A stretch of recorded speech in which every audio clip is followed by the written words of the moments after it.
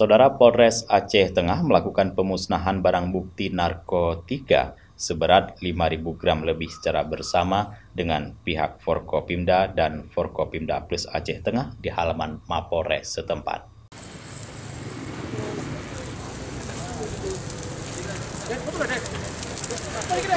Kepolisian Resor Aceh Tengah memusnahkan sebanyak 55.591 gram narkotika jenis ganja atau 55 kg lebih.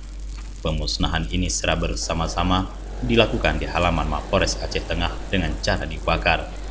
Narkotika jenis ganja yang dibakar tersebut merupakan barang sitaan dari 3 kasus yang ditangani Sat Narkoba Polres Aceh Tengah dan sitaan Bareskrim Polri dari 2 tersangka.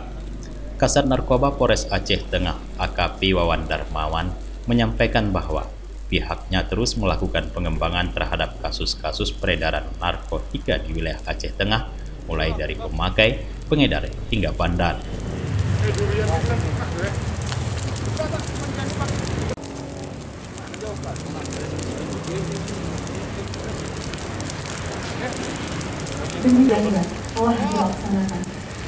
Yang kita musnahkan pada hari ini lebih kurang sekitar 55.000 gram jenis narkotika jenis ganja, yang mana 55.000 gram tersebut dari 3 laporan polisi dan 1 barang temuan Bareskrim. Dari Aceh Tengah, Tim Liputan Aceh TV melaporkan.